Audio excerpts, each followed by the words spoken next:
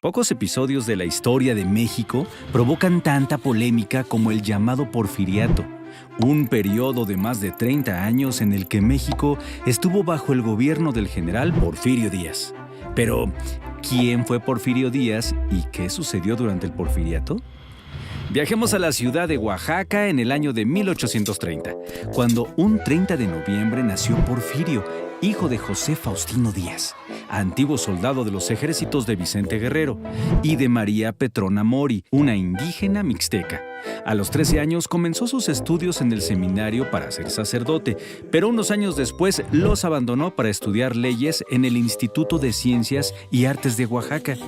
Porfirio tuvo profesores liberales como Benito Juárez. Hagamos una pausa para recordar quiénes eran los liberales.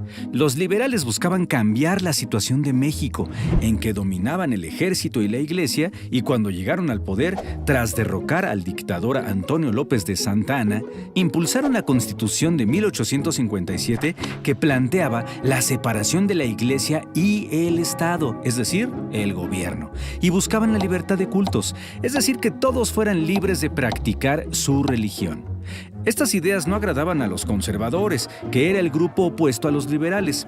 Ambas visiones terminaron enfrentándose en la llamada Guerra de Reforma, que duró de 1858 a 1861. Ahora sí, regresamos con Porfirio.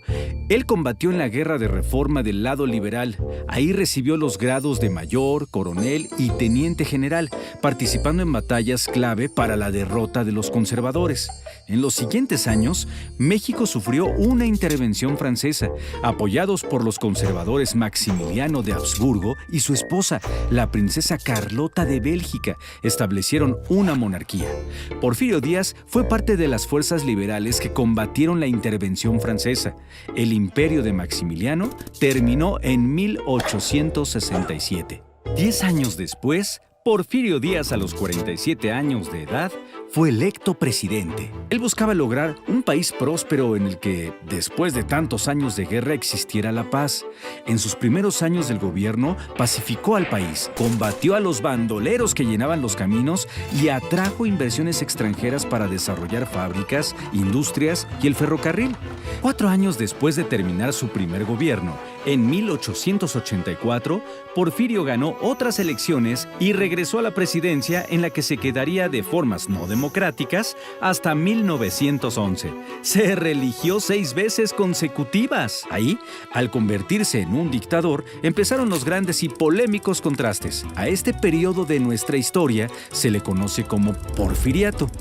Por un lado, hubo un gran crecimiento industrial, aumentó el comercio, se generó empleo para las clases medias y hubo un auge de las ciencias y las artes. Se construyeron edificios majestuosos, como los palacios de correos y comunicaciones, y los mexicanos con mayor fortuna vivían rodeados de lujos en casas de estilo europeo y particularmente francés. Además de la construcción de las líneas del ferrocarril que permitían viajar de forma rápida, cómoda y segura, llegaron a México los inventos del momento, como el teléfono y el telégrafo. Ahora el teléfono nos acompaña a donde vayamos, pero en aquel momento, algunas casas lujosas de la época tenían un cuarto exclusivamente dedicado a este aparato, para poder llamar a alguien de forma cómoda y sin que otra persona los escuchara. La electricidad llegó a las ciudades y por primera vez empezó a haber vida nocturna. Por ejemplo, pasear por la Alameda en el centro de la Ciudad de México. Se popularizó el uso de la fotografía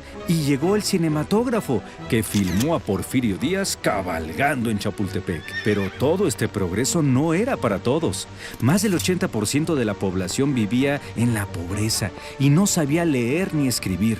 Los campesinos tampoco estaban mejor, pues vivían bajo un sistema de servidumbre, es decir, llenos de deudas que contraían con sus propios patrones al comprar alimentos en las llamadas tiendas de raya de las haciendas.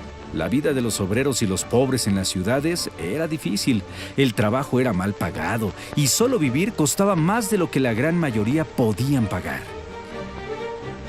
Todo esto provocó el estallido de huelgas, manifestaciones y alzamientos en contra de la injusticia de las condiciones laborales. Muchos de ellos fueron reprimidos con violencia. Por otra parte, cada vez eran más personas las que pedían elecciones libres y que Porfirio Díaz ya no se quedara más años en la presidencia. Los efectos negativos del porfiriato eran evidentes. En 1910, cuando el gobierno celebraba los 100 años de la independencia de México con desfiles, fiestas, banquetes y hermosos edificios, el pueblo se preparaba para terminar con los abusos del gobierno, dando inicio a la revolución.